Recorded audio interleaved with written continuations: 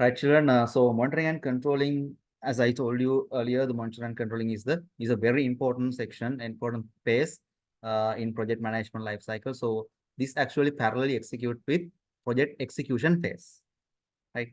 So when we have started project execution, we have to monitor the progress, and again we have to apply control. So here we're going to learn what are the monitoring techniques and what are things we should monitor, and after that how we can apply control. Okay, but in this the control part of this lesson, we are going to discuss in next day, children. Today we're going to discuss about monitoring part here. Okay, so if we move forward, so monitoring and controlling is the process of regularly observing and tracking the progress, right? So regular means every time you have to monitor the progress of the activities of your project. So you have to observe and track the progress. Then again, controlling means the project managers must take necessary actions to control, right? Controlling means you can stop some work, you can reschedule some work, you can improve some activities, you can add more team members to some activities like that. You have to apply control. Okay. Children, we'll see in project success rate. When you consider project success rate, we can see in large projects, right? So normally 50% of large projects fail due to poor monitoring and controlling. Right. So monitoring and controlling is a major task of a project manager. So if we consider the reasons, poor monitoring and controlling applies 36% of those fail projects.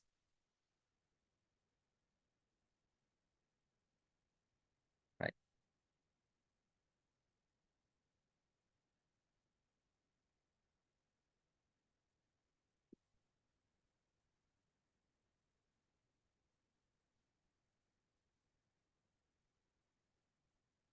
Sorry.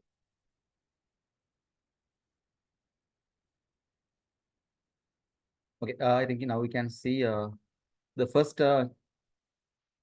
pie chart that shows success rate, right? So only 16% of projects completed success, and normally 31% will be cancelled, and again 53% will be underperform, right? So that means not completed up to the expected level. So those are global level statistics. So children, however, these fail and underperform projects. So if we consider reasons, we can see technical problems, and again problem with suppliers, insufficient project personnel resources, right? Then ineffective project planning, that is also affected. Then poorly defined, so that means poorly planned, right? Again 36% of it due to poor monitoring and controlling. So that means you can see the monitoring and controlling holds a large impact to the project success of the project. Then children, there is a statement that project managers know that no project proceeds perfectly according to the plan. That means, children, even we have planned a project 100% accurately, 100% perfect, the project will not run as expected. So then no project proceed perfectly according to the plan, right? They must be diligent in tracking performance to see if it meets their expectations for success. Right? If not, they must determine what is needed to keep the project on track, right? So that is the thing. That is why we need monitoring. You can say. So what project managers should do, they should track the performance to see if it meets the expectations, right? The project objectives or milestones, they must be completed as expected for a completed success of a project. So then they can apply necessary actions to keep the project on track. Okay. We'll see what are these actions, and again, what are the things that we can use to monitor the project, right?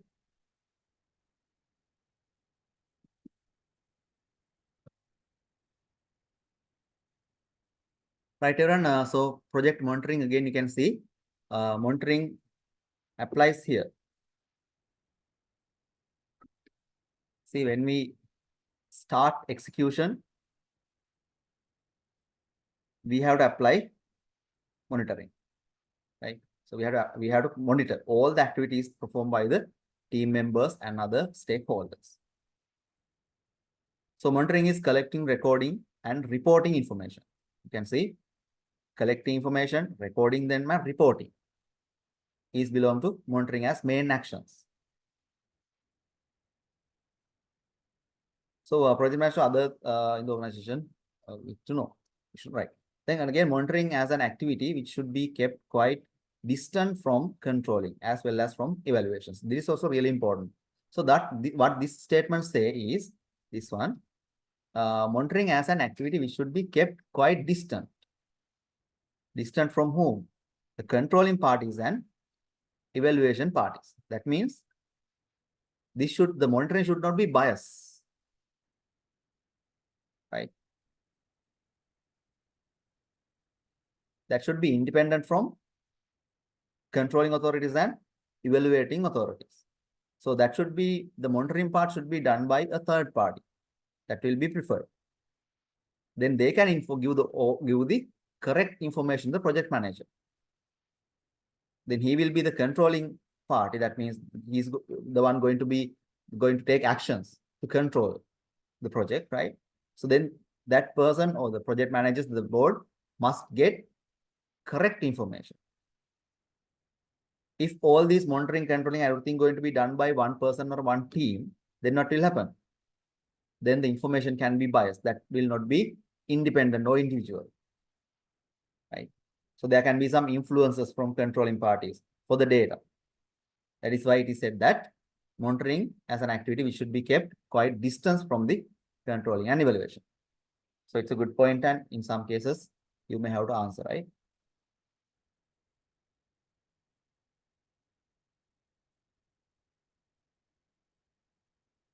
Next, designing of the monitoring system. So what we do, as we explained earlier in the execution phase also, uh, everything must have a plan, right? A document to follow. So here also same, we have to develop a monitoring system. How we going to monitor? What are the things we're going to monitor, and in which frequent we're going to monitor? So like that, there must be a complete plan and a document to or steps list to follow, right? Normally in monitoring or project monitoring, there are three main factors or three key factors that we consider. One is performance, cost, and time. Normally performance is also referred as quality. So this can be quality, cost, and time, right? So however, the general word is performance. So in children project monitoring phase, what we do, we are going to monitor the performance, cost, and the time of the project. So this monitoring process is directly connected with the planning process, because in planning process, we are going to make schedules like Gantt charts, then again critical path and PERT, right? So using those work breakdown structure. So using those tools, what we actually do is we plan the project. So if the project actually works on that plan, then the project must be reached with success. So then what we should do, by referring to those schedules, Gantt chart, work breakdown structure, and the critical path. So those what we should do is we should align our project into those scheduled tools or plans, right? That is why we need monitoring. So it is directly connected with the planning phase, because all the plans we use in monitoring phase. So normally project will have a project action plan that which comes with the milestones. it is what we can say the Gantt chart or time schedule, right? So like that, these are called as action plans. What we going to do, right? So we can refer that action plan to monitor our project. For example, if some 2 activities to be finished within 1 week, after 1 week we can check what are the activities we have already finished and what are the delaying ones. So like that, we have to monitor the progress or the completion of the activities, milestones with our action plan.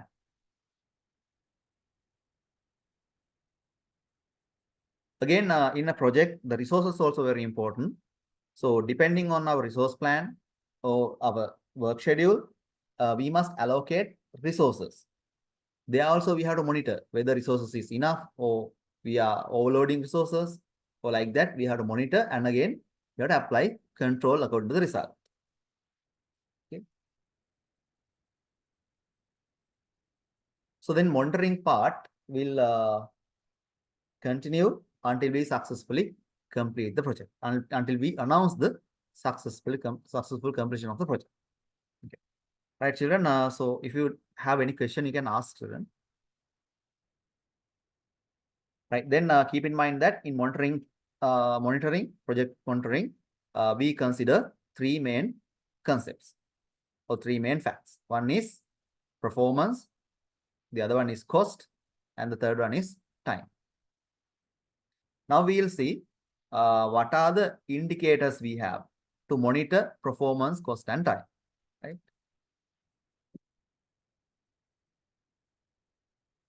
Okay. So when you're going to monitor these 3 factors, these are the steps that we can take. First one, tracking project milestones and deliverables. So we can do that using Gantt chart or our action plan.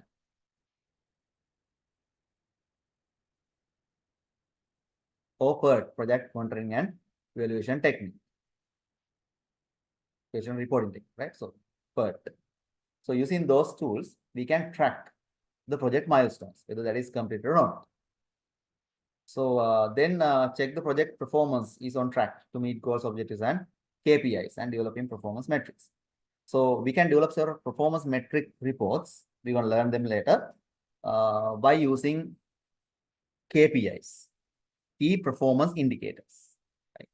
So that's really important in project management and again business. How we perform. There are several key performance indicators, and those are subjective. That means we can develop KPIs got into the company according to our goal, according to our project nature, right? So KPIs will be different. That means the indicators will be different, but KPI means key performance indicators. So there can be number of indicators that we can use to measure the performance of a project or a business. So project manager performance metric. So we're going to discuss that again in the coming slides. So we have to check the project schedules and timelines is on track. Then again, we should think about the budget as well. So we should compare the budget with the actual cost and the expenses. So then we have to monitor the expenses and we have to apply some control. We have to reject some items. We have to purchase new items like that. If we have that monitoring reports only, we can take decisions about expenditure. Then again, scope creep, we discussed that earlier. So there can be customer request to change requesters. So we must apply or we must accept these change requests only if we have actual reports, actual progress reports with us. So to make actual progress report, we should monitor and prepare progress reports according to our project schedules, right? Then children, there are more. Then again, overall quality control assessment. So actually performance, I told you earlier, we can refer performance as quality also. So again, the quality control or quality monitoring is also one important part of monitoring. So we should apply relevant measures to monitor quality as well. again, we should conduct quality reviews, right? So let's say within 1 week, every 1 week, we can gather a meeting and discuss the quality components of our project. So again, we should look over the issues that can arise while we are executing the project. So that also comes under monitoring. So we must check every time. So what are the coming issues? What are the burning issues here? Right? What are solutions like that? Every time you have to monitor and apply control, apply solutions. Then a risk assessment also comes under monitoring. So all these things, children, these are steps that we should follow in project management life cycle. So monitoring is we check whether this is completed or not, like that. So we applying solutions is under controlling phase, right? So we can set up progress meetings and view the progress. So these are few activities that we can perform for monitoring the progress of executing project, a running project. Then children, we will see what are the KPIs we can apply in project management. There are number of KPIs. Normally, children, a KPI or a key performance indicator is a quantifiable metric. That means a thing we can measure, right? Use track progress towards a specific business objective. So we discussed at the beginning, a project has a business objective, a business value. So KPI is kind of numeric values that we can take to track the progress of a project. Not only a project, that means if the project is progressing towards the goal, its goal, right? That is also important. So KPI helps business set goals, monitor their achievement, and identify areas of improvement, right? So what these KPIs do? KPI means just a number, right? Number, but that indicates performance of a project.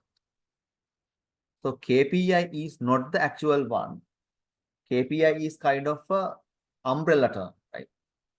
There are some other indicators under that umbrella. So we are going to learn what are these indicators, right? We can use in project management now. So KPI is not a value, right? So to measure performance, we can use key performance indicators. So we must define what are the KPIs or key performance indicators we are going to use in this project. We'll see what those. Children, however, what in monitoring phase, what we're going to do, we are going to monitor time, cost, and performance, or time, cost, and quality. Let's start with the time. So one KPI is cycle time. That is one key performance indicator, which we can use to monitor time constraint of a project.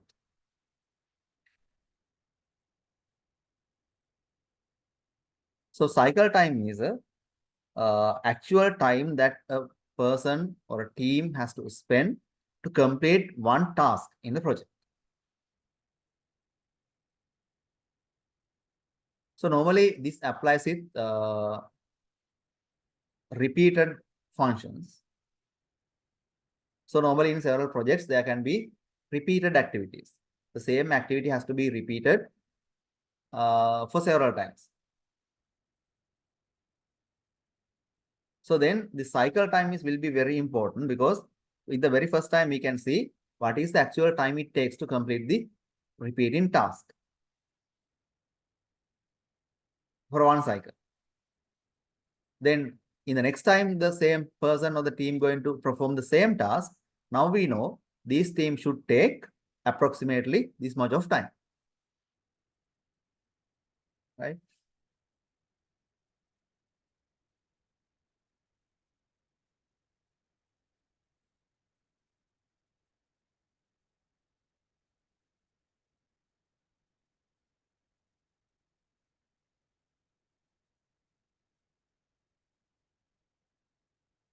So again, measuring the cycle time enhances the accuracy of your future predictions and helps you draw out a precise project plan. So children, if we have this cycle time, that means actual time it takes to perform a activity on our project, in our project. So that will help us to accurately predict the future progress or future movements of the project.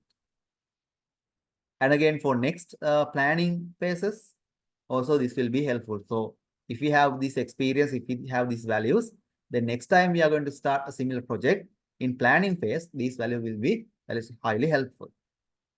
Okay, now keep in mind that one indicator is cycle time, or key performance indicator is cycle time into measured time. Cycle time is the time it takes to complete, a team or a member takes to complete one particular activity.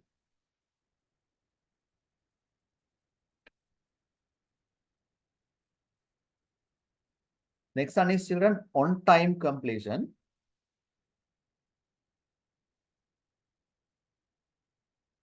So this flags the fulfillment of deadlines. So children, online completion means we are going to check how many number of tasks we are going to complete on time, on date. So for example, assume that we have 10 tasks to complete, and from these 10 tasks we have completed 7 activities on time and 3 activities delayed.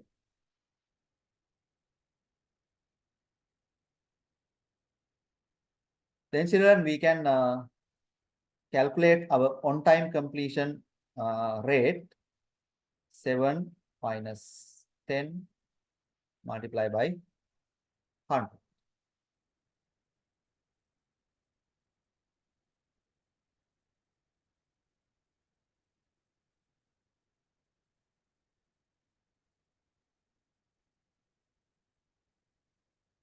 So that will be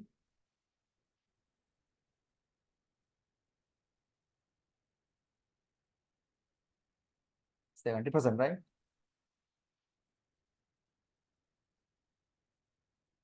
So we have on-time completion rate of 70%. So that is a very important key performance indicator to measure a success of a project team, right? For the time. Forecast versus actual time.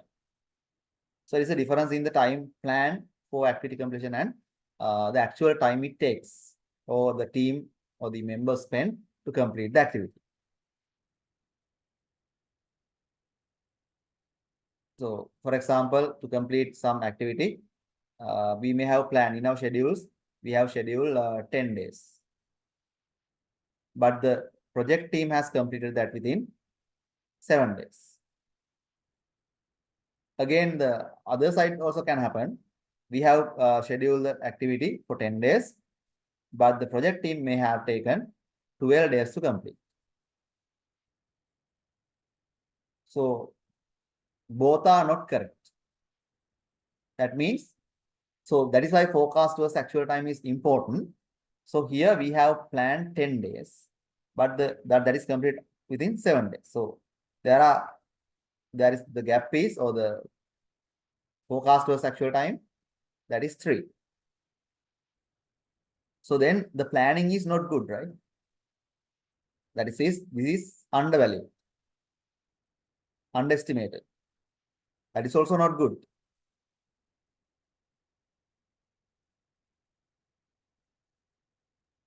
That is also unexpectedly delay or increase the project duration in scheduling. And this also will badly impact on monitoring also, right? Because there are we are running under the schedules. That is also not correct. And here over schedules. Again, that is not correct. So then we may not be able to complete the project on time. Right? That is forecast versus actual time. Right. So these are some key indicators, key performance indicators we use to measure timelines or time constraints of our project. Right, children? Next, we have to consider the cost. So while considering cost, again, there are several key performance indicators, KPIs. So we are going to learn few. There are more children, right? So we are just learning most common ones here.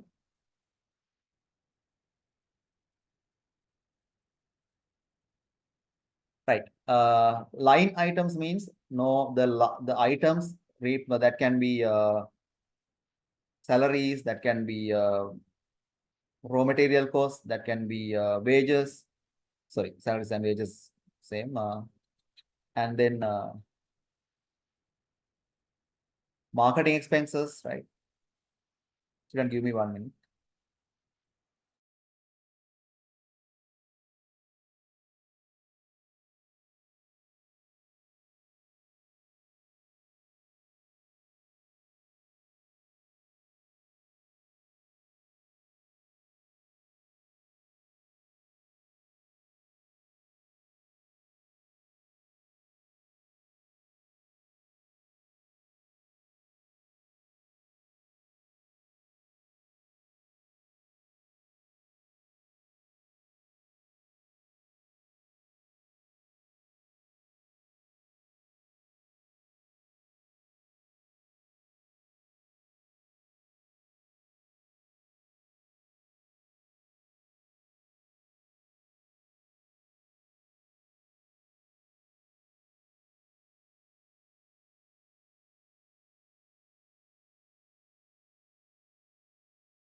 Right, children. So line items, normally the expenditure that we have to hold in for a day, right? Any other expenses related to day-to-day operations. So that is line items.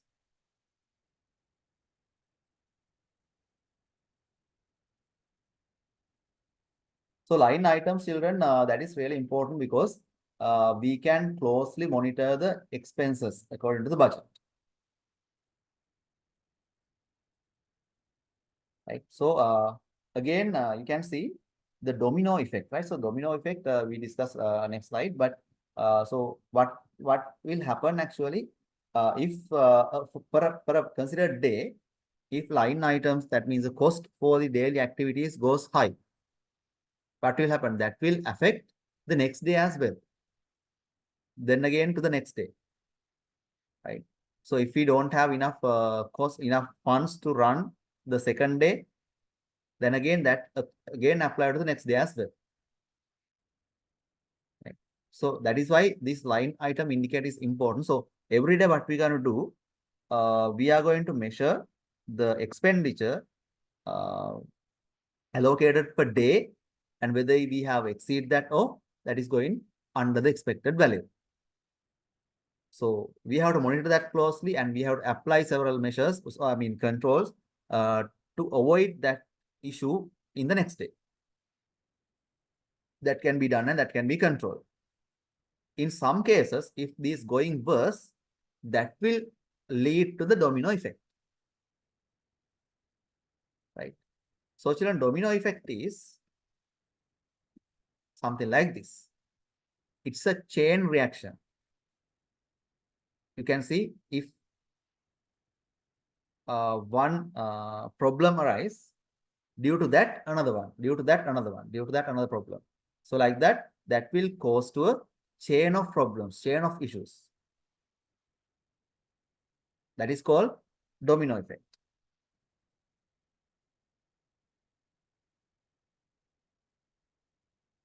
So the definition says it's a chain reaction that occurs when one event set off a series of similar, related or connected events, right? So these line items also can be a cause, line item issues, right? Can be a cause to such kind of a domino effect in project, in execution of project. Is that clear one?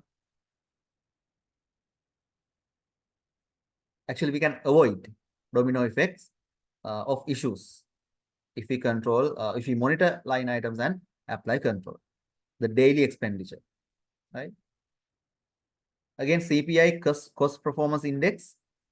This is also somewhat similar to forecast versus actual cost. We are going to monitor whether we are under budget or whether we are over budget using CPI.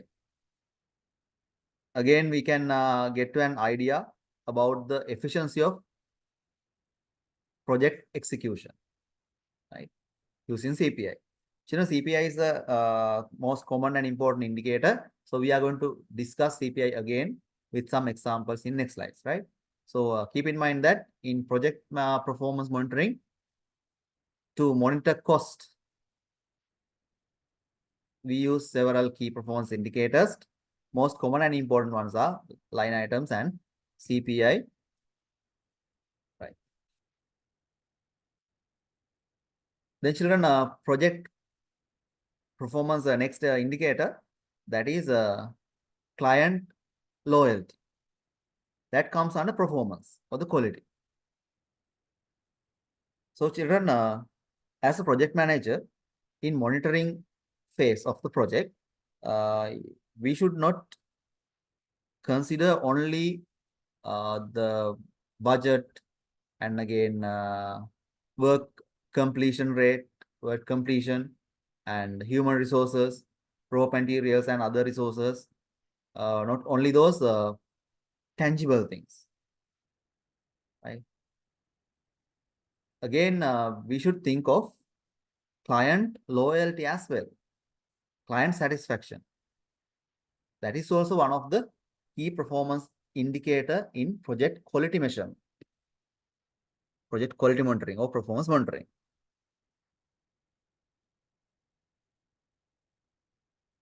So if we communicate the progress of the project efficiently, effectively to the client, then they will be satisfied about the progress of the project. Then children, they will be supportive, and again, they will do their part, right? Giving feedback and everything, satisfied successfully. So that will also affect the project success. So in project execution, a responsibility of the project manager, one of the responsibilities of project manager is to keep the client satisfied.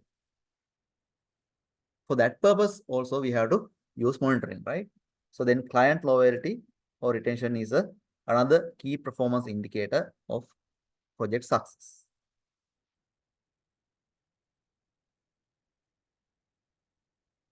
So children, what we can do for this one, after completing one milestone, we can discuss with the customer, we can arrange a meeting, and we can give them the presentation about the progress. And again, we can get the feedback.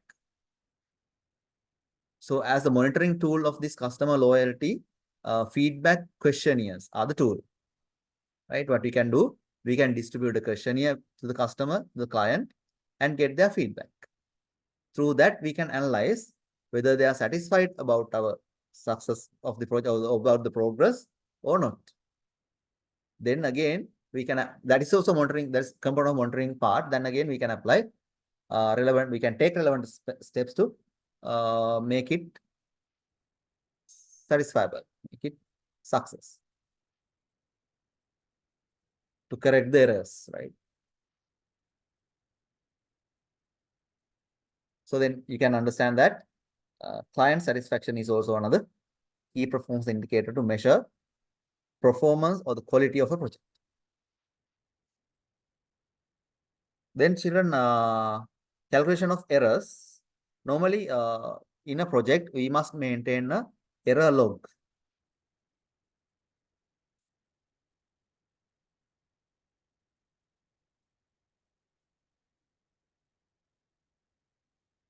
So children, there can be some errors which are irreversible. That means we will not be able to undo that and apply corrections to those errors, right? So for example, if it is a building, assume that the project team mistakenly build additional wall, right? or mistakenly they could not build a wall, which is in the plan. Then they are going to complete the project. So then what will happen? When the customer evaluate the project or the building with the plan, then they will get to know that we have made mistakes. So then that will directly affect the reputation of the company or the reputation of the project team.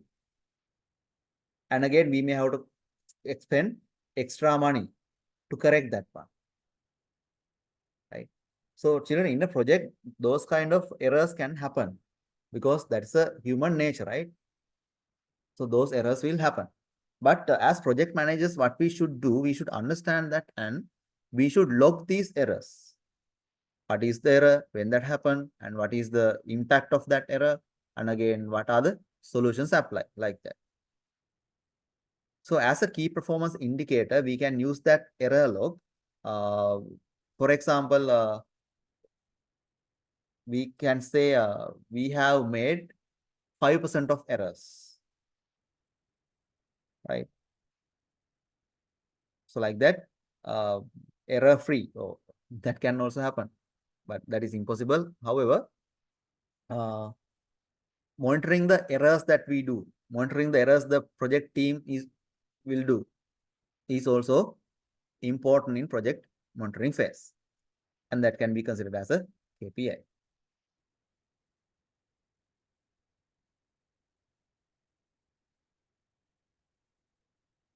Children, here it says a project of that form to a bottleneck. So, what is this bottleneck means?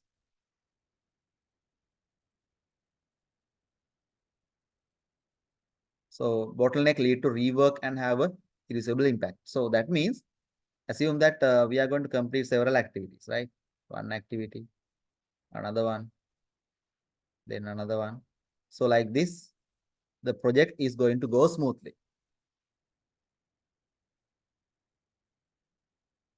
Assume that we have the project team has made several mistakes here. This point, this point. Then what will happen? We have to rework to correct them, right? So we have rework means we have to erase the errors. That means we have to get some actions to reverse the errors. And again, we have to work again to complete that. So then what will happen here? This is to make it the activities that we have to perform to make it correct.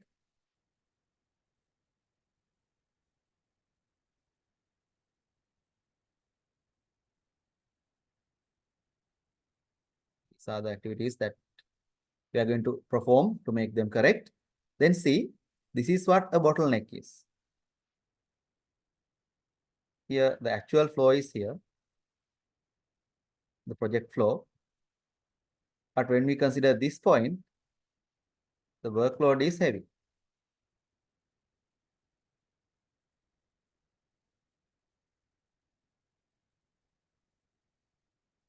So this makes a bottleneck, see. This is the normal flow of the project. And due to the errors that we have made earlier, due to the rework that we have to perform, due to the some other corrections that we have to do, due to the expenditure we have to make to correct that one, right? There can be a heavy workload at the end of the project. But using the resources we have, the amount of work that can be performed is only this amount, right? But the actual workload we have is this.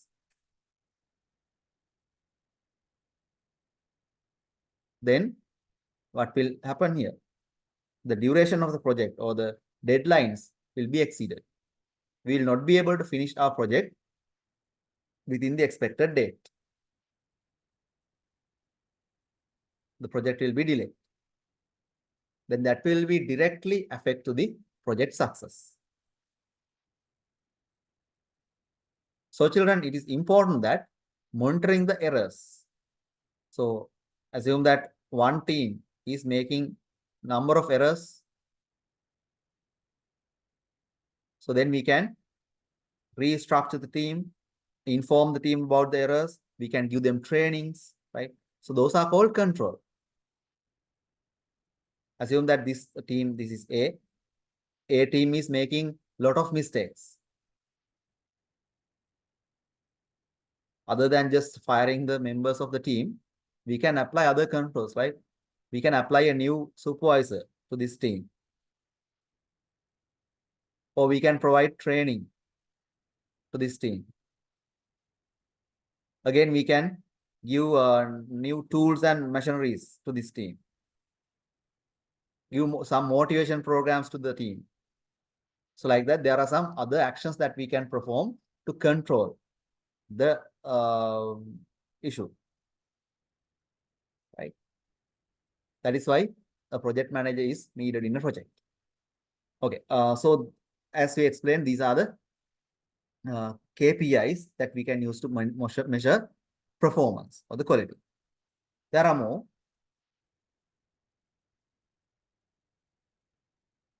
So individual utilization rate or team utilization rate.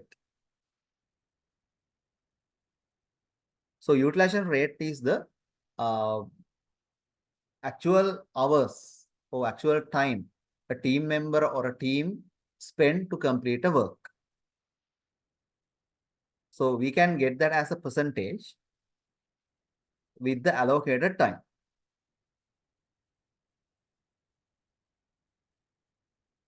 So optimizing resources is the purpose here, but we'll see what is optimizing later. So these are the equations. We can say individual rate, total working hours divided by total hours available. For example, assume that normally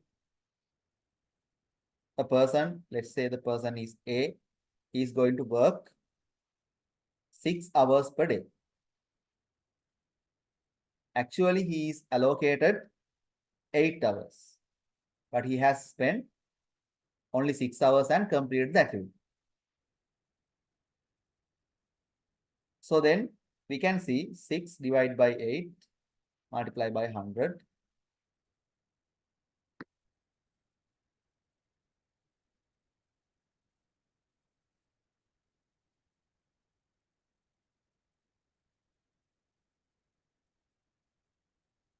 That is 75%, right?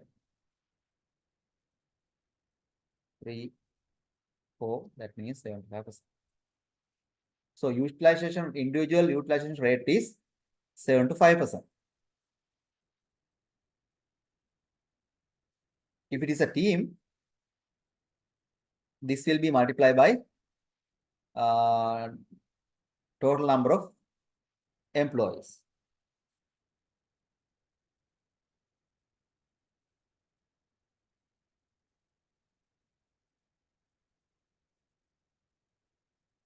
That is team utilization rate. So children, important thing is if utilization rate dip below or exceed 70 or 80. It is 70 or 80 children, not 100. That is what called optimal.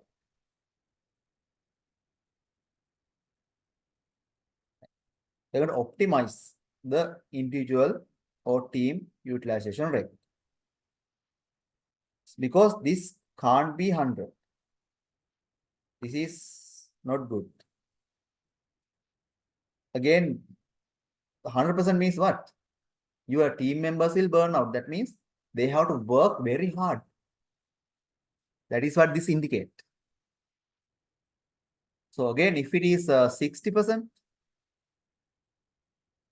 this is also not good because your team members are wasting time, right? So then it is good to keep individual or team utilization rate between 70 and 80%. That is the optimal value. So if this one is exceeding 80% or going down beyond 70%, going down than 70%, then you have to restructure the team. That means you have to assign new members to the team. Again, if not, you have to assign some members to some other project, other teams. You have to shuffle the members of the team. So like that, you have to take several actions there. So then team utilization rate is another KPI which you can use to monitor the performance and the quality of a project. And keep in mind that that should be between 70 and 80, not 100. 100 is also bad. That is the important point. Children, do you have any questions?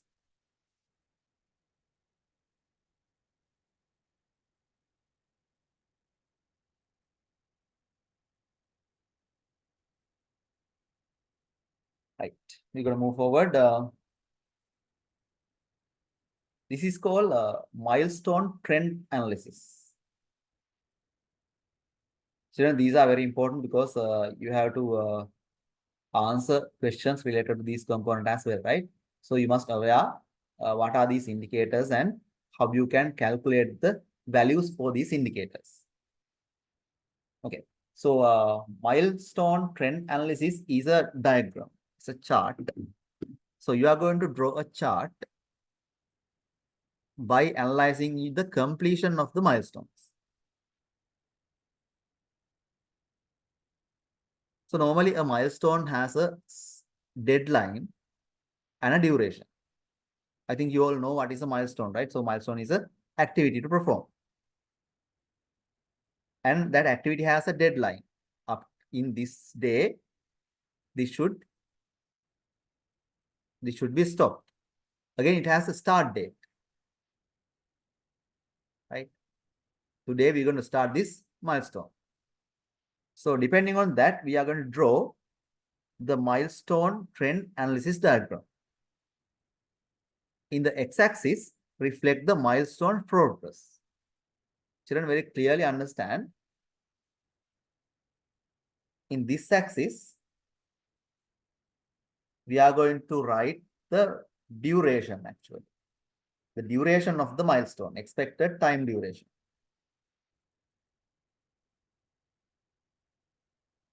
And we use another name for that, that is called reporting period.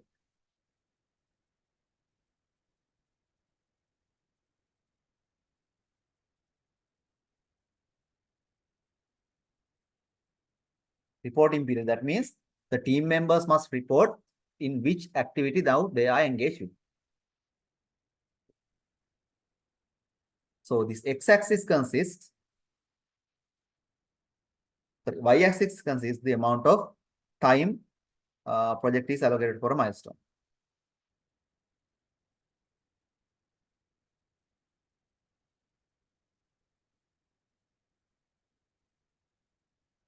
Here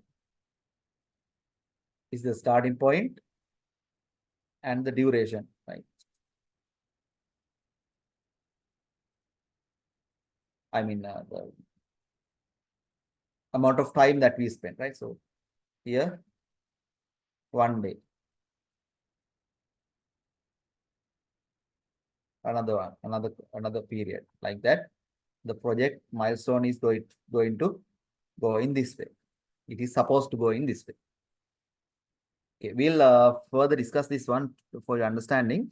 You must have a basic understanding here now. So children, milestone trend analysis, we are going to analyze how we are going to complete the trend of or the pattern of completing a milestone.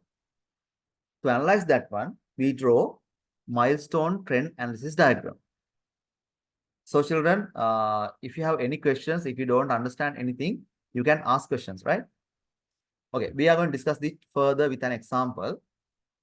Children, here you can see in this project, there are eight milestones. So milestones are activities to perform. For example, if it is a building a house, right? First milestone, acquire the land. Second milestone, clean and level the land. Third milestone, lay the foundation. Fourth milestone, building walls. Fifth milestone, roofing. Sixth one, color washing. Seventh one, plumbing, 8th one, electricity and finished. So like that, these are the milestones. And you can see the durations, planned completion. That means duration. So for the second milestone, it is expected to have 7 days,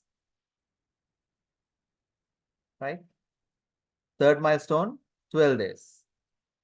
This is the expected time period. Fourth milestone, 12 days, right? Seventh milestone, 19 days.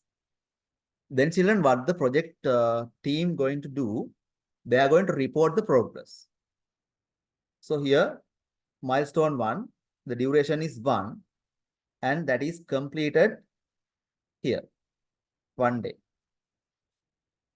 Then starting point is same, right?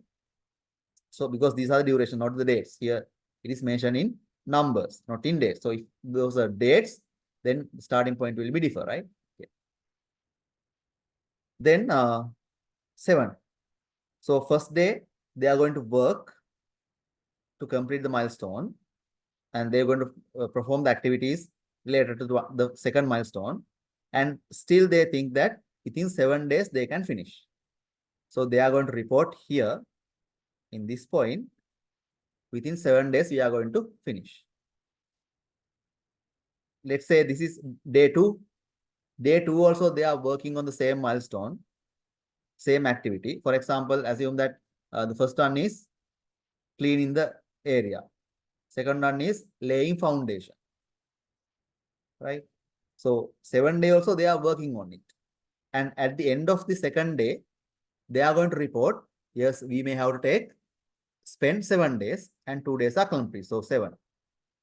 7 means they may have to take, they expect that they have to take 7 days. Third day also, they are going to work. At the end of the third day, they are going to report within 6 days we can finish. We don't need 7 days because now they have already completed 3 days. Then they're going to say within 6 days we can, another 3 days we can finish. Here, they're going to work. The project team is going to work for the 4th day as well. End of the 4th day, that they got to know that tomorrow we can finish this one. That means we can complete the activity within 5 days. Then they're going to report 5. Again, in the 5th day, they are going to work and they're going to complete it. So children, they are going to report here 5. 5 means within 5 days, they have completed. The actual or expected time is 7. First day, they work. At the end of the day, they're going to report, we may need 7 days. Second day, they are going to work. And at the end of the day, again, they are going to report, yes, we need 7 days. They are going to work on third day as well.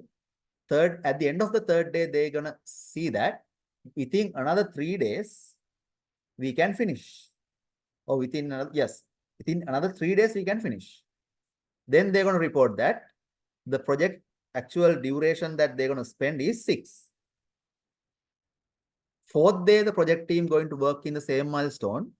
And at the end of the 4th day, they see that next day we can finish this one.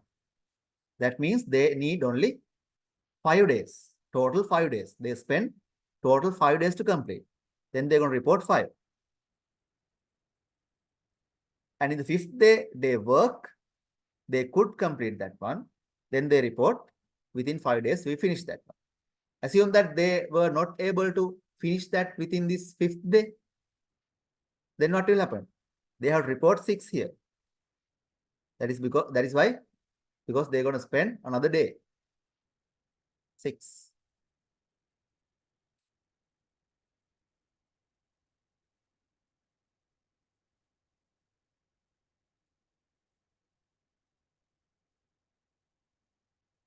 Let's see another one.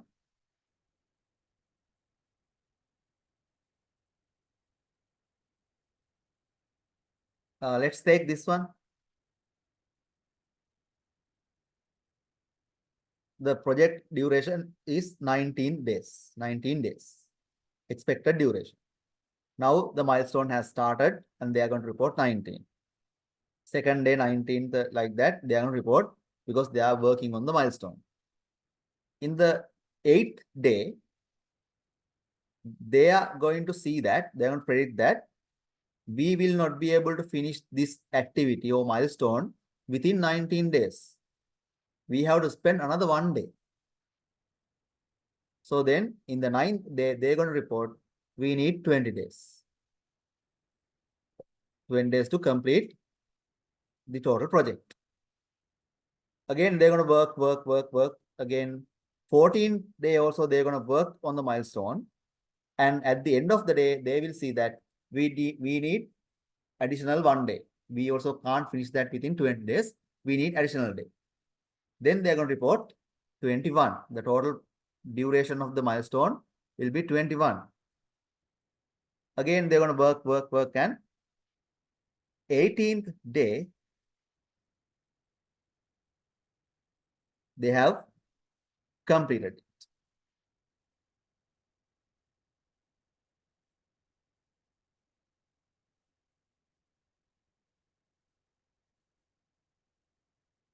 So this should be 18. Like that. So the project team can report their activities. So this should be 21.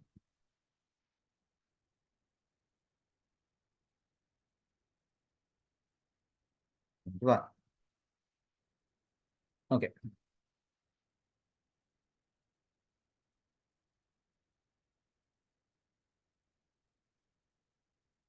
We'll see this, compare this with the chart. So this table we are going to represent in a chart.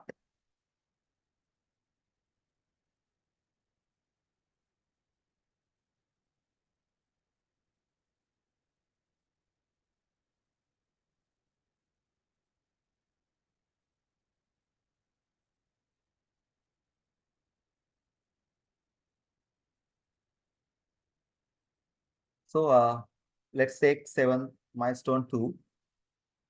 That is here. It is expected in the first day to complete within 7 days. 7, 6, 5, 5. So in the 5th day, they have finished it. Complete that. Take the 6th milestone. First day, they know that they can complete within 17 days. 17 days, 17 days, 17 days, like that. In this day, they have completed that. Similarly, the other milestones, you can see. First day, this is 4th milestone, right? 4th one. First day, they thought they have to finish. They have to take 12 days. That is the actual duration. After working the second day, they think that within 11 days they can finish. Again, they work until 4th day. In the 5th day, they're going to realize that they can finish within 10 days. But at the 8th day, again, they have decided, no, they need total 11 days to finish. Again, 11, 11, 11, like that, it flows. So like that, we are going to draw this metric in a chart. So children, this is called milestone trend analysis diagram.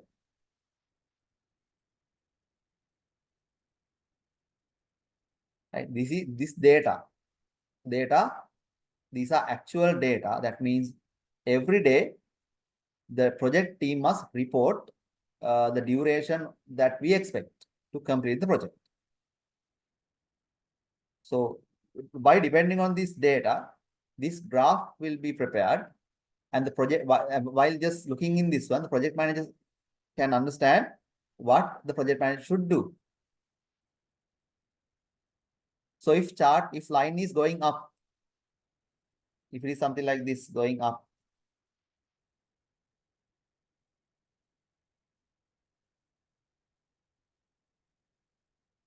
If like this, it is going up, that means we are behind the schedule, right? If it is going down, like this,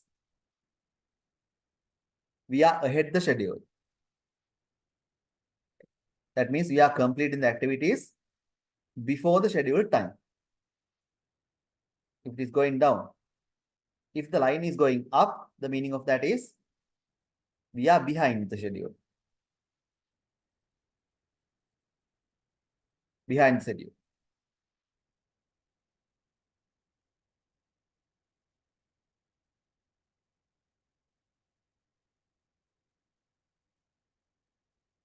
So if the line is going down, we are going ahead the schedule. Kaliන් ඉවර කරනවා. Right? Children, do you have any questions related to this one? If you have given some data set again and you are asked to draw a diagram and say what are things that you can apply or what are things you should understand, you are going to understand through this diagram, you should be able to answer, right? Then clearly understand, and if you didn't get the point, please ask questions.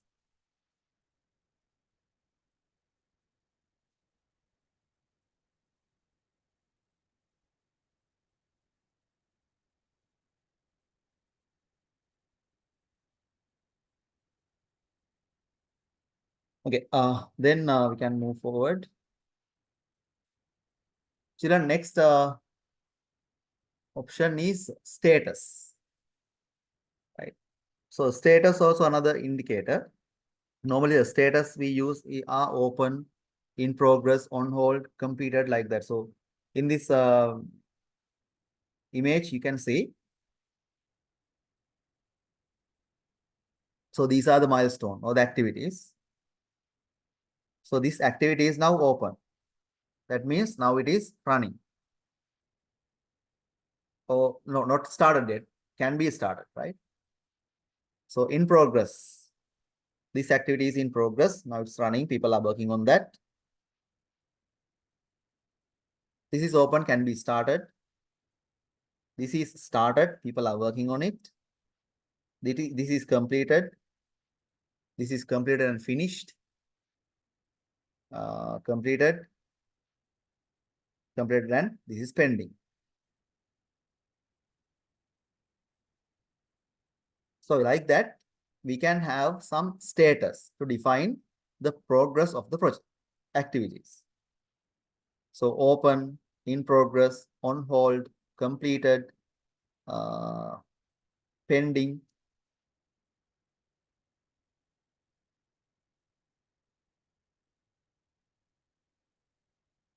Pending. So those are some terms that you can use for status of a project. So when you're going to prepare these kind of Gantt charts and these kind of diagrams, these status are really important.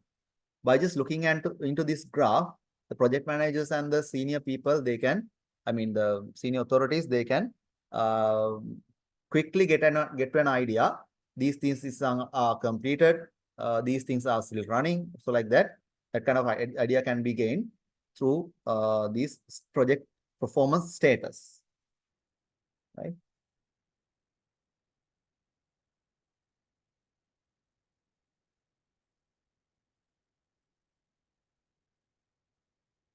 Next one, children, progress. So progress is another indicator that we're going to measure using a percentage.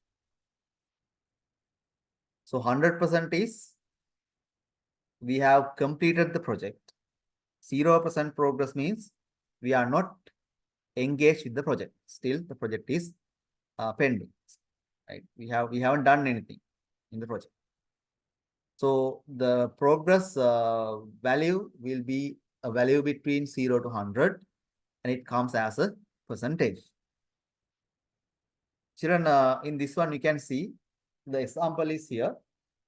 Let's say there's a project which has 5 work packages. There are 5 milestones, 3 of which have already been completed. That means 3 of them are in 100% level.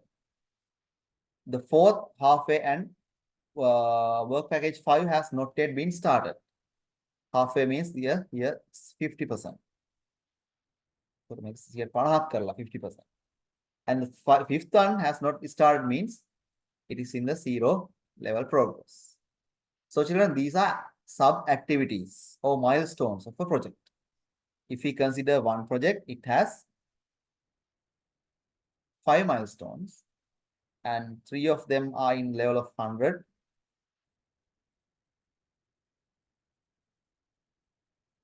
And one is in half, other one 0. Then when we consider the total project, the project completion is 70%. When you consider total amount, total project. So like that, we can give the progress of a project as a percentage.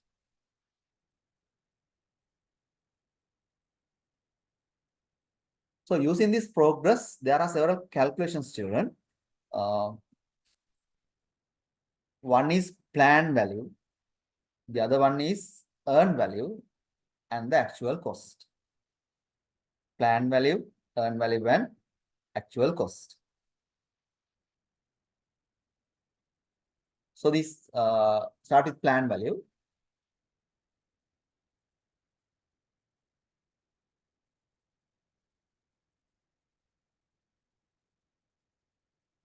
This is called the budgeted cost of work schedule, right?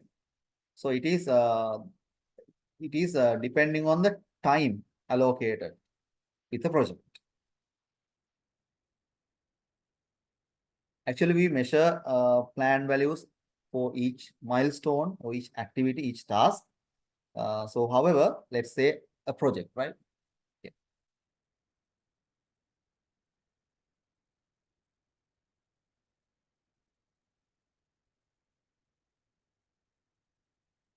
So, children, the percent complete, we are going to measure that using the schedule,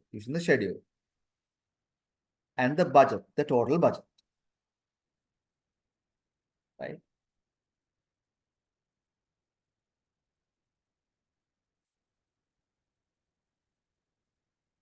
Should be erased.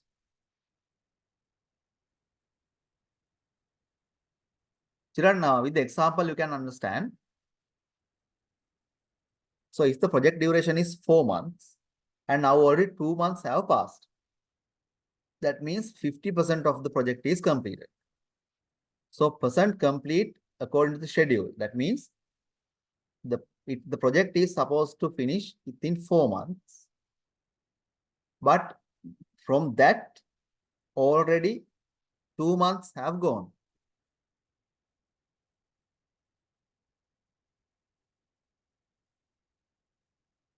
You don't clearly understand.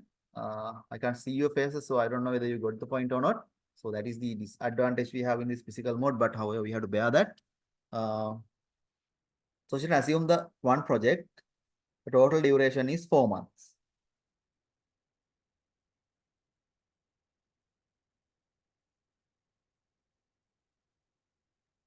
Now the project team has completed or spent, not completed, spent already 2 months have gone. So this is not related to the work completed. This is the time the team has spent. So understand very clearly. This is not the project completion, right? The activities. This is based on the time. The total period is 4 months. Now 2 months have already passed.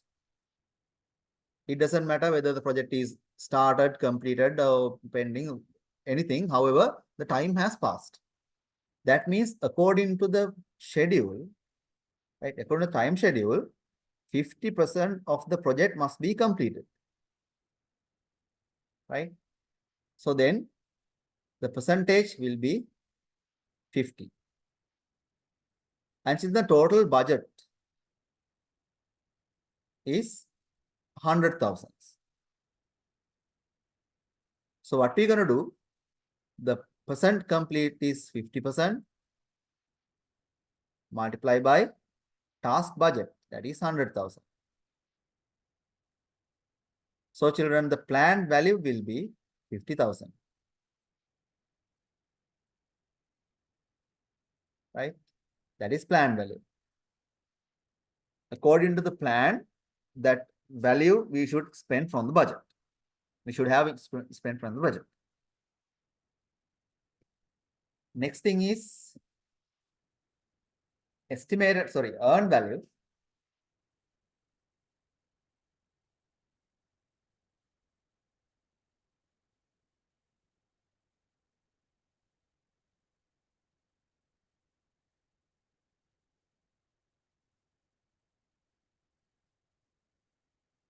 Earned value. So earned value also somewhat similar. Here we are going to take the actual activities that we have completed. So that comes with the progress. Earlier we calculated the progress. So this is the progress actually. This is progress. So with the example you can understand. If the actual present complete is 60%. So that means 60% of the activities have been completed. And the project total budget is 100,000. So then children, estimated value will be 60,000. The answer is 60,000. Right, that is earned value. So these are, by just looking at these values, we will not be able to get any idea. These are some supportive values that we have to generate for several calculations. Right? So yeah, we're going to learn these under KPIs, but these are not the KPIs. These are supportive values which we need to calculate some KPI or key performance indicators. Right. One we discussed, the first one is plan value. In the plan value, we are going to measure the progress using the time. The actual time allocated and the time that we already spent. Earned value, we are going to measure the progress depending on the activities that we have completed. Right. So you're going to multiply that by the budget allocated for the project or the considered activity. Next one, children, actual cost. Right. Now you learn three values related to this project completion or project execution. First one is PV, right? Plan value. Second one is earned value. Third one is actual cost. Let's see another example. The total budget is 500,000, 5 lakhs. So children, 50% of the project time has passed. If the project duration is 3 years, then 1.5 years have been already passed. That means the PV or the plan value. So we can multiply 50% by 500,000. Then the answer is 250,000. That is PV, plan value. Next one, earned value. So 45% of the work has been completed. When we consider work, it is only 45%. The activities. Then if we multiply that by the budget, then the answer will be 225,000. That's the answer. That is earned value, EV, depending on the task completed. Actual value is 220,000. Actual cost. That means, children, the project team has already spent this amount. up to this considered point or the considered date. Right? So these are the values that we generate to calculate some KPIs, right? Got the idea? Do you have any questions, children? Do you know what is PV, EV, and AC now?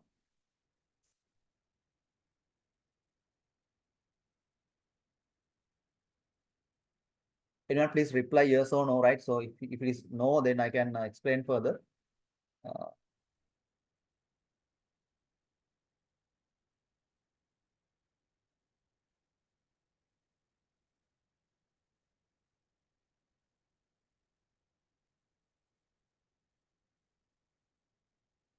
Okay, then so we'll move forward. Schedule value, schedule variance. So this is the key performance indicator KPI. That is schedule variance, SV. This is an KPI. So schedule variance indicates whether we are behind the schedule or ahead the schedules. That is an indicator, shows us whether we are behind the schedule or ahead the schedule. So we have to use earn value and plan value to calculate this one. What we're going to do to schedule, calculate schedule variance, we are going to subtract plan value from earn value. Then if the value is less than 0, we can come to a conclusion that the project is behind the schedule. It's going behind schedule. We are delayed. We are late. If that is more than 0, greater than 0, the project is ahead of schedule. It's running ahead of schedule. We are running faster. We are executing the project faster. If it is equal to 0, then the project is on schedule. Right. We'll see with an example. If the earned value is 225 and the planned value is 250, earlier we calculate both of those.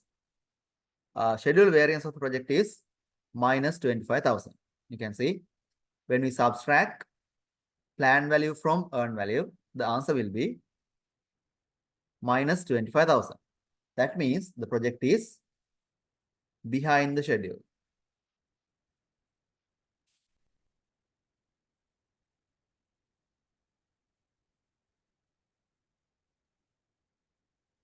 So that is schedule variance. And again, SPI, schedule performance indicator, also a similar one. We can measure the same thing, whether a project is behind schedule or ahead the schedule.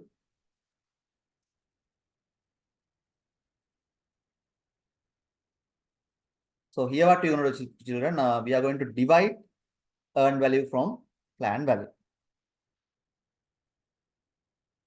So the example earned value we know that is 225,000 and the PV is 250,000.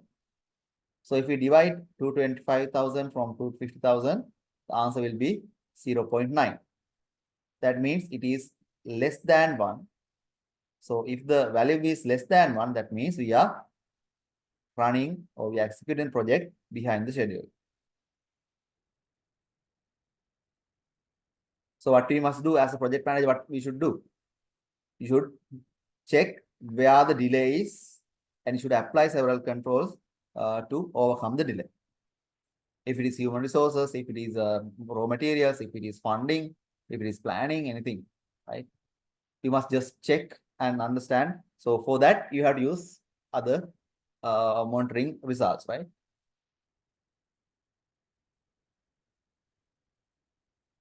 Similar children, cost variance. Again, we come to the cost monitoring in our main 3 monitoring aspects: performance, cost, and time, right? So here this is related to cost. And what we're going to do,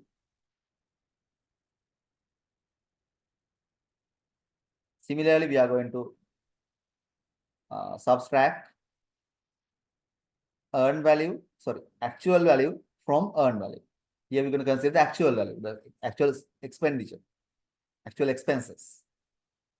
So now the answer will be 5,000. That is positive, if this answer is positive, that means we are running under the budget. That means the budgeted amount is high and we have actually spent less amount than the budgeted value. Children, in a project, that is also not good, because that will cause to unwanted allocation of money, right? So that is also fraud. That will also harm your company or your team reputation, that you are over budgeting.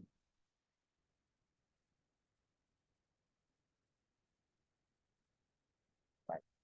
That is cost variance. And again, cost performance indicator also same.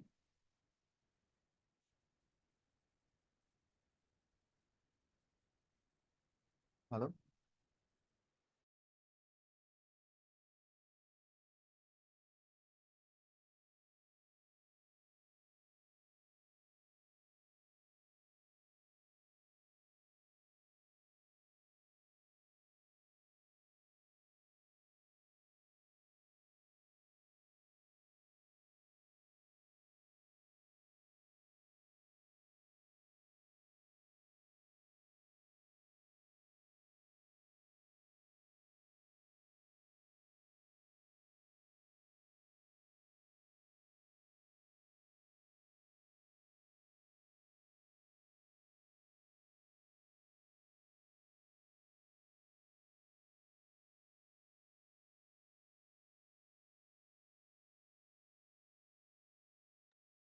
Right. Cost performance indicator CPI.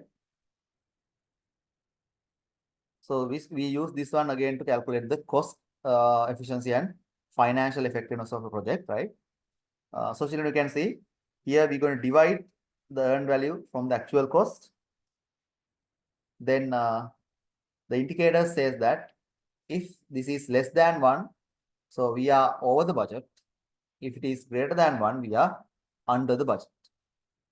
Under the budget means we have allocated more amount in the budget, but we have expended low amount. That is under the budget. So children, we can measure the performance using those indicators and we can take necessary actions, right? Okay, so in the controlling part, we discussed several indicators, KPIs here. And children, there are more to discuss in this controlling, because this controlling is really important, right? But from this point, I'm going to not wind up the session, right? So I'm going to stop the subject, this only subject, because there are more things to discuss, and it will be again burn out your mind if we discuss more things related to this. Okay, so if you have any questions, you can raise, because these are really important and there are several calculations, and there will be questions from this section in your exam as well. And again, if you are running a project, these values or these indicators will be really helpful for you to monitor the project. So children, again, we're going to summarize this in next lecture, right? So we're going to stop this topic and we're going to start another topic now, right? Okay. Any questions related to the things we discussed up to now?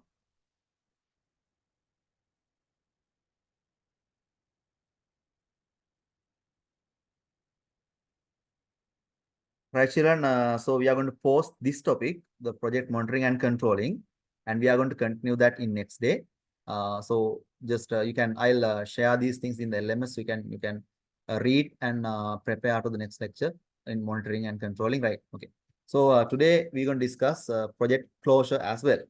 If not, we will not be able to complete. Right. So give me 1 minute.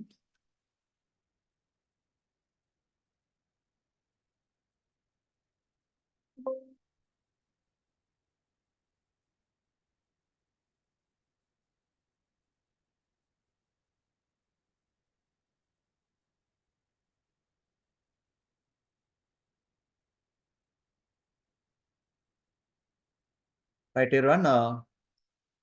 So before completing that monitoring and controlling, I'm going to start project closure, because we will have only 1 week to complete. So This is the last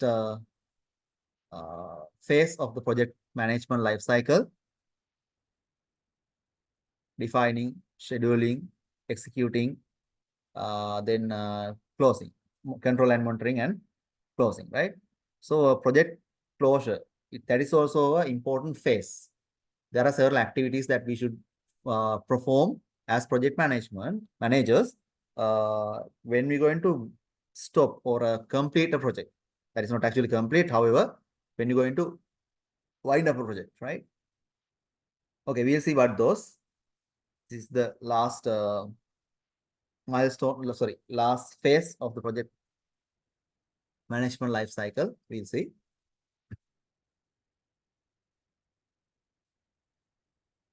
Children, in here, I'm going to give you a revision about the previous phases as well.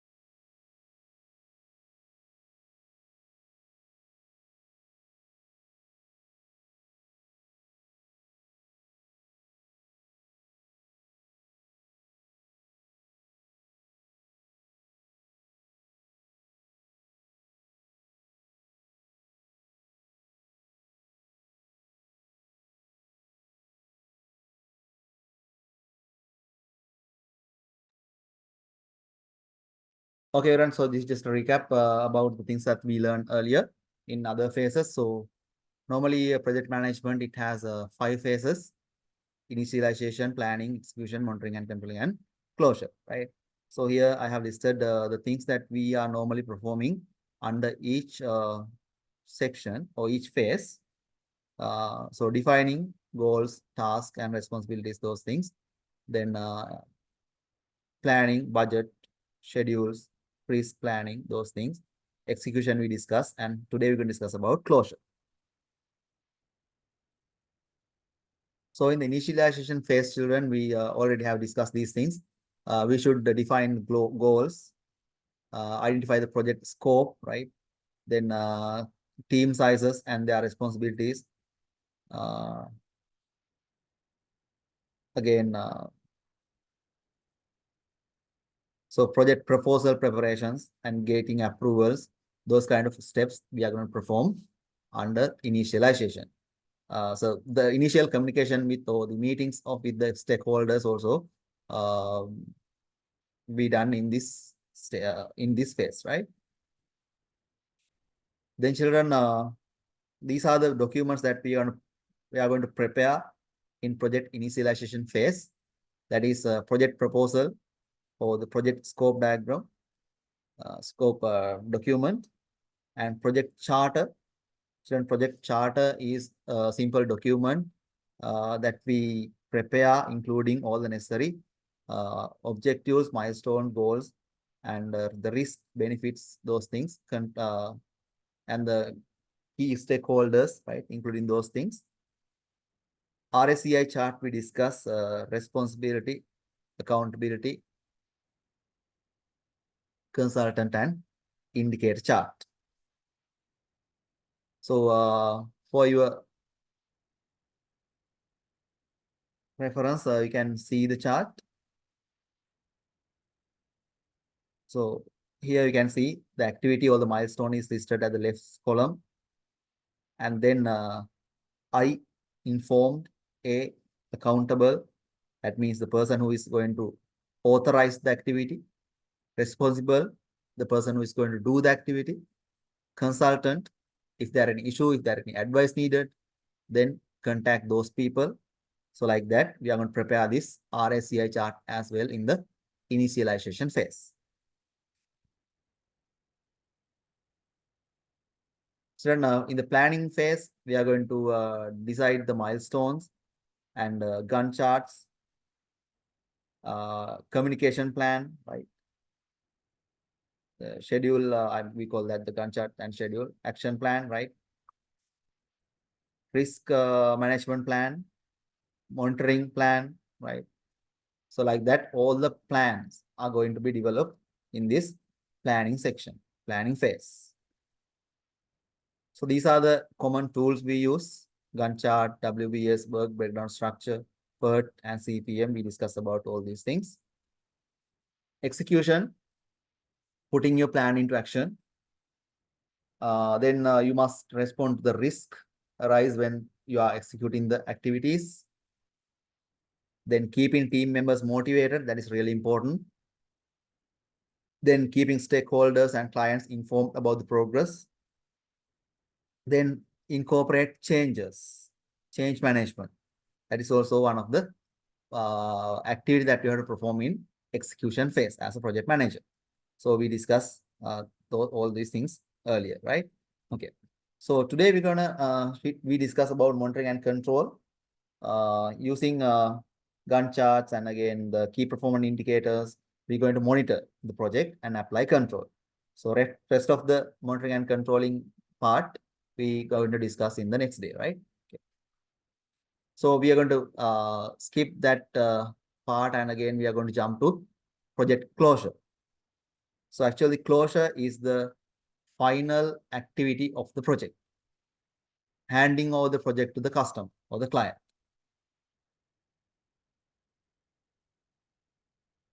So there are again several activities that we should perform under project closure. So we're going to discuss those now. Children, a project is closed, right? There are project closure, several steps, right? Several status actually. So project closure is referred to the formal process of wrapping up a project upon its successful completion or termination. That's really important. Completion or termination. Malita.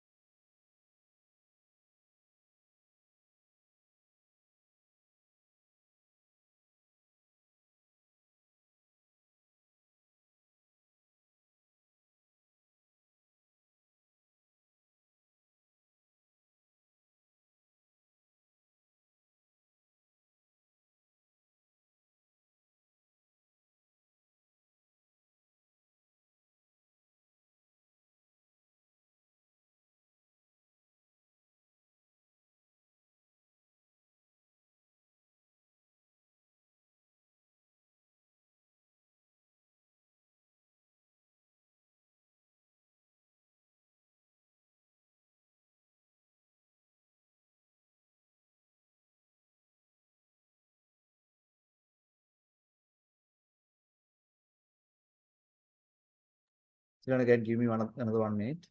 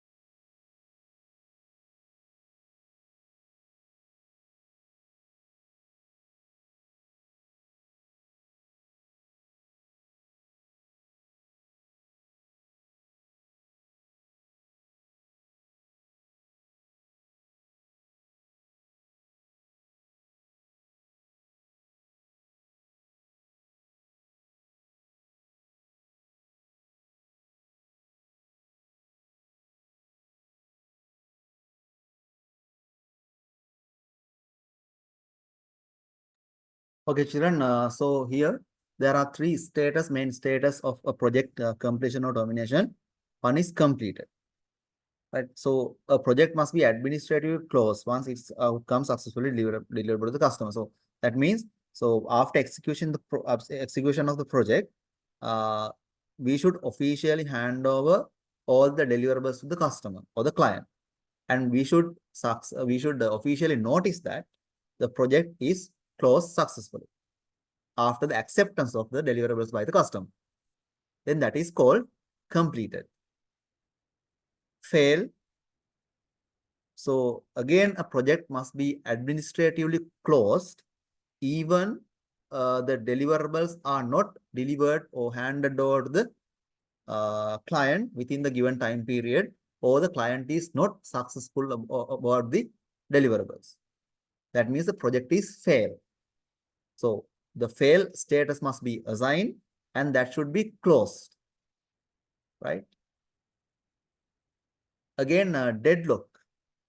So deadlock is again, if a project is come to a deadlock status, we have to officially close the project. Children, deadlock means depending on a resource ambiguity, the project will not be able to conduct further. For example, something like this. Assume that to complete a project, we need some approval to complete one phase, right? So then the authority who is going to give us the approval is not giving the approval until we complete the phase. In our point, in the project manager's point, they are not allowed to complete the or start the activity without the approval. Then it comes to a deadlock. Is that clear? Again, I'm going to tell you the example. For a particular considered project, assume that the project manager needs an or the project team needs an approval, right? So the approval from the government, let's say government authority, municipal council or someone. So that government authority is not giving the approval until the project team start the activity, right? But in the project teams, they are according to their rules, they are not allowed to complete the activity without the approval. Then what will happen? It is in a deadlock. Then those situations also, we should officially announce that this project is closed. It's in a deadlock. Right. These are the three main steps or status that we are going to paste or that we are going to consider when we are going to complete a project. Close a project, not complete, close a project, right? A project can be closed after successful completion or when it is failed or when it is in a deadlock. Okay. Clear?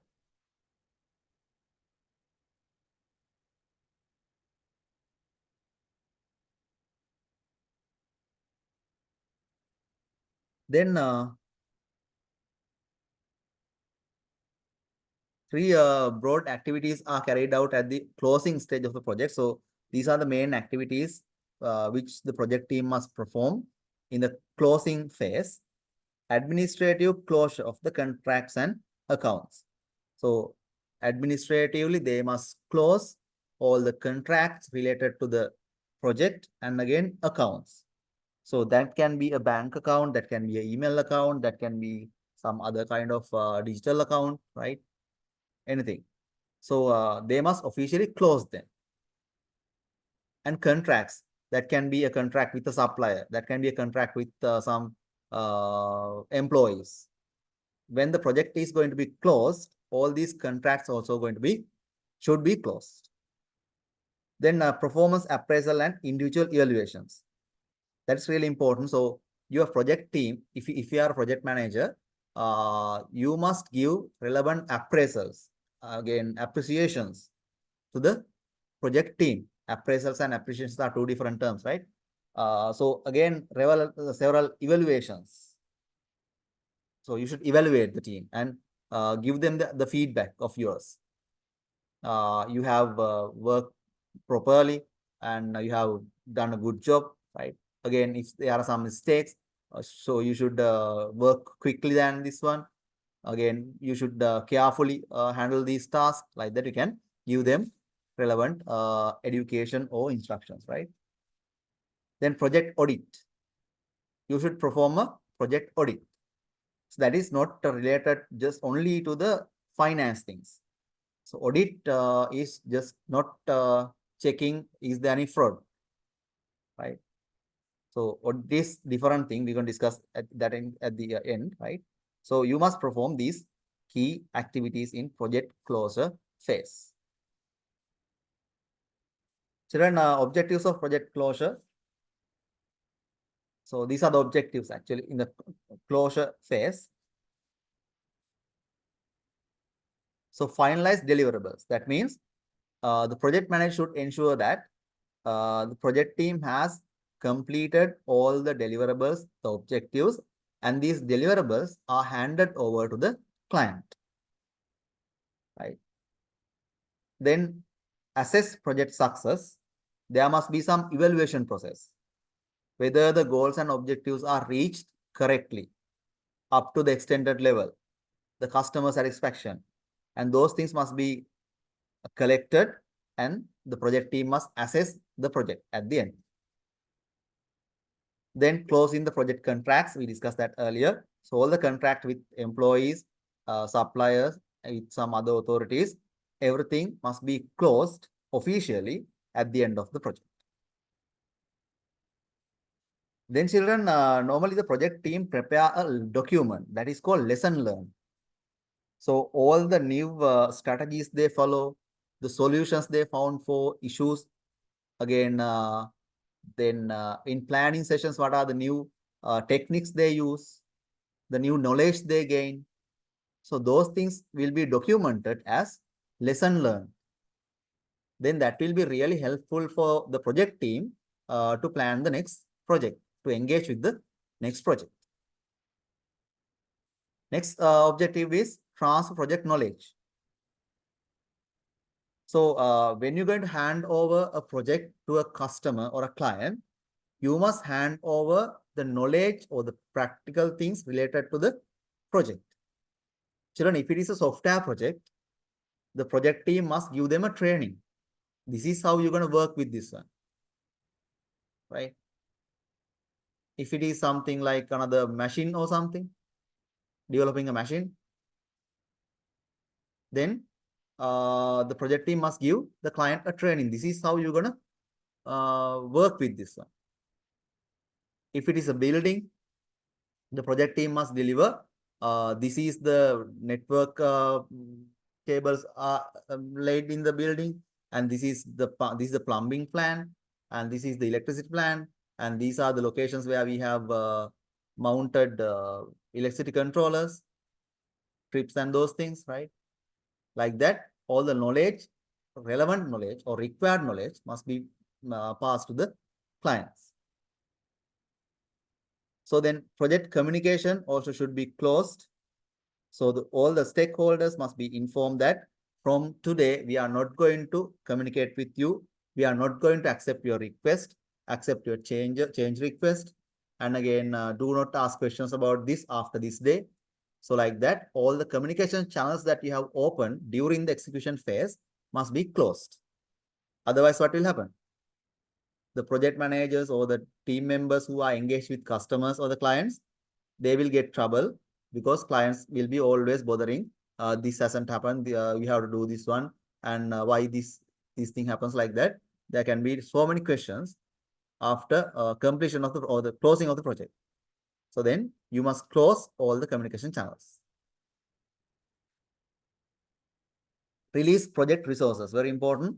So if you have acquired some land for your temporary accommodation, or if you have hired some machineries, vehicles, right? You should officially release them after the completion of the project or the closing of the project. Assume that if it is a vehicle, then you should hand over that to the company after your project, right? Again, human resources also same. You must release your team members to work with other projects after the completion of your project. So release project resources. Ultimately, children, there must be a celebrate. So celebrate is party or a meeting kind of a thing to acknowledge those who are engaged with the project, those who support the project, and the clients, right? You can take a wind-up meeting and you can arrange it as a dinner or something and officially announce that this project is closed from today, this point. In that meeting, as I explained earlier, the project manager's responsibility is to appreciate and acknowledge who are engaged in the project. Right. So those are the main objectives in project closure, or these are the main things that a project manager going to perform in a successful closing of a project. So successful closing does not indicate successful completion, right? So don't misunderstand.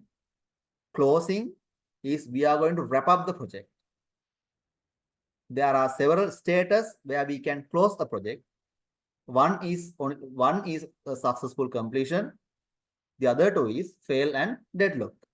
In both situations, the project is not completed, but you have to close it. Even that also, you must take a meeting or a kind of a celebration. That we can't say that's celebration if it is failed. But however, you must arrange an official announcement that project from today the project is closed.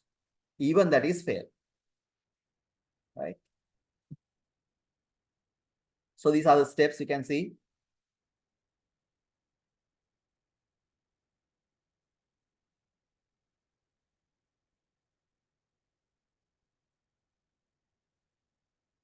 Right. So collecting data, then change orders, review them, right?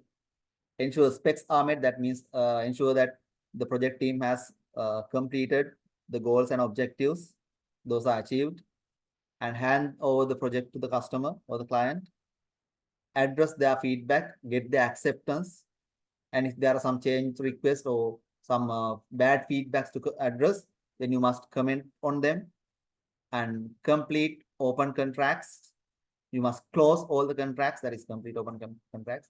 And after that, archive project with takeaways. That means your documents, reports, and lesson learned documents, plans, and everything, you must archive. You must store somewhere for future preference, right? Then only the project will be closed. Children, these are the benefits you can see. Stakeholder satisfaction. Your client and other stakeholders, they will satisfy if you officially close the project, because they know you have completed these things. You could not complete these things if some pending activities are there, and again the new things that you have added, so you can communicate all these things to the customer or the client at the end, then they will satisfy, right? Project team recognition means you can identify or you can appreciate the team members who performed well, then they will be motivated. That is an advantage, right? Project team recognition. And again, the recognition here, what recognition means is the other people, the clients and the other outside people, they will get to know that this team successfully complete this project, and these are the deliverables, and those are in this level, in this quality, like that. The others will get to know about your team performance. That is also an advantage of official closing for project. Then organizational reputation, same, right? Risk mitigation, that will reduce this risk for next project as well, right?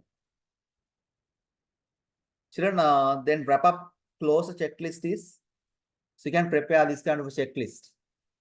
At the end, you can mark whether these activities are completed, then only you can announce the project is closed. So you can read it, have performance review, have project accounts being finalized and billing closed. Has the customer signed off on the delivered product, right? Then have project resources being transferred to the other projects. So like that. So this is a dynamic list. That means the content in the list will be vary according to the project. But however, these are some common ones. So if you are a project manager, you must have this kind of checklist, and before announcing the closure of the project, before announcing the end of the project, not end actually, the closing of the project, you must complete a checklist like this. Children, as we explained, discussed earlier, the closure or the closing of the project is not the end, right? So that is the end, but however, ending and closing is two terms. So in the project, closure also must have end. That means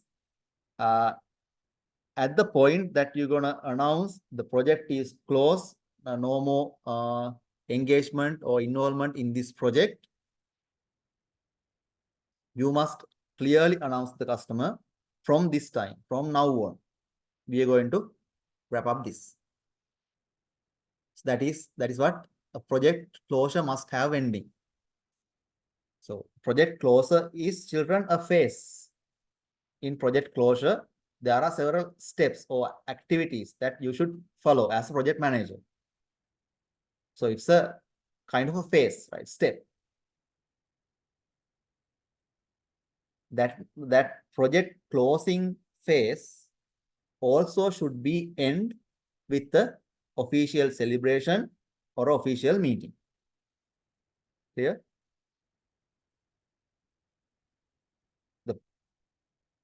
That is why the project closure must have an ending, right? So there must be a specific day or specific time. From this time, the project is closed. Then all over, right?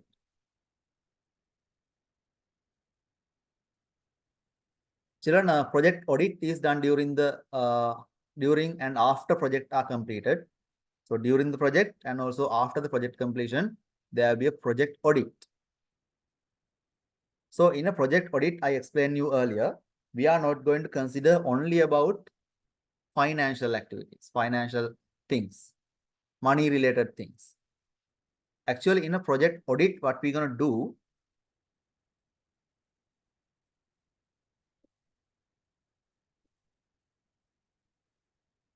is we are going to check, are we doing the right thing during the project, and after completion of milestone, did we do the right thing?